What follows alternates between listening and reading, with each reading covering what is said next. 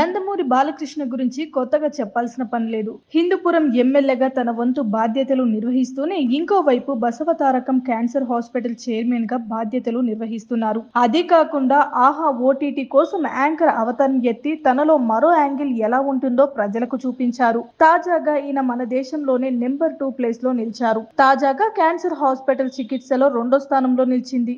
ఈ విషయాన్ని అవుట్లుక్ అనే ఇంగ్లీష్ పత్రికా సర్వేలో తేలింది.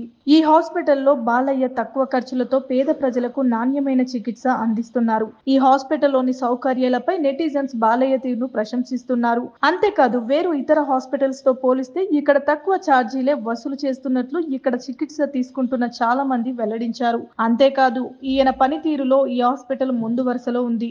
ఇక్కడ చికిత్స తీసుకుంటున్న చాలా మంది బాలయ్య మంచితనంతో పాటు గొప్పతనాన్ని ప్రశంసిస్తున్నారు. బాలయ్య కెరీర్ పరంగా వ్యక్తిగతంగా మరింత ముందుకు సాగాలని అభిమానులు కోరుకుంటున్నారు. ఆంధ్రప్రదేశ్ రాష్ట్రం ప్రజలకు హిందూపురం ఎమ్మెల్యే నటుడు బాలకృష్ణ గుడ్ న్యూస్ చెప్పారు. ప్రాణాంతక క్యాన్సర్ వ్యాధికి చికిత్స అందించే ప్రముఖ Basavatarakam Indo American cancer hospital ను ఆంధ్రప్రదేశ్ లోనూ ఏర్పాటు చేస్తామని ప్రకటించారు.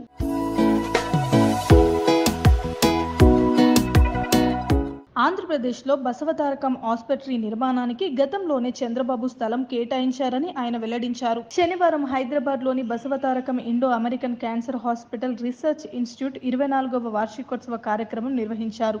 ఈ కార్యక్రమానికి తెలంగాణ సీఎం రేవంత్ రెడ్డి, ఎమ్మెల్యేలు, హాస్పిటల్ చైర్మన్ బాలకృష్ణ ముఖ్య అతిథులుగా హాజరయ్యారు. ఈ సందర్భంగా బాలయ్య మాట్లాడుతూ క్యాన్సర్ మహమ్మారి ప్రజలను పట్టి పీడిస్తుందని అన్నారు. ఇక ఆసుపత్రి సేవల విస్తరణ కోసం సీఎం రేవంత్ రెడ్డి సహకారం కోరామని తెలిపారు.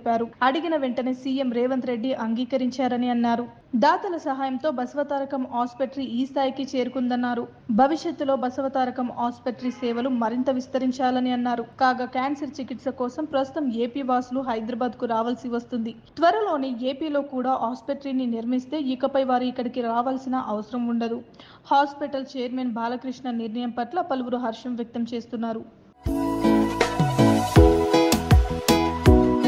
కాగా Balayya Bobby combo movie shooting 50% పూర్తి కాగా ఈ సినిమా రెగ్యులర్ షూటింగ్ త్వరలో మొదలు కానుంది. 2025 సంవత్సరం సంక్రాంతి కానుకగా ఈ సినిమా విడుదల కానుందని సమాచారం అందుతుంది. అయితే ఈ సినిమా సంక్రాంతి రేస్ లో ఉన్నట్లు అధికారికంగా ఎలాంటి క్లారిటీ రాలేదు. సితారా నిర్మాతలు త్వరలో ఈ సినిమా రిలీజ్ డేట్ కు సంబంధించి స్పష్టత ఇచ్చే అవకాశాలు అయితే ఉన్నాయని చెప్పుకోవచ్చు. బాలయ్య బాబీ కాంబో మూవీకి వీరమాస్ అనే టైటిల్ తో పాటు మరికొన్ని టైటిల్స్ ను పరిశీలిస్తుండగా ఈ సినిమా ఏ టైటిల్ ను ఫైనల్ చేస్తారనే ప్రశ్నకు సంబంధించి జవాబు దొరకాల్సి ఉంది. బాలయ్య సినిమాల బడ్జెట్లు పెరిగాక ఆ సినిమాలకు బిజినెస్ సైతం అదే స్థాయిలో జరుగుతుంది.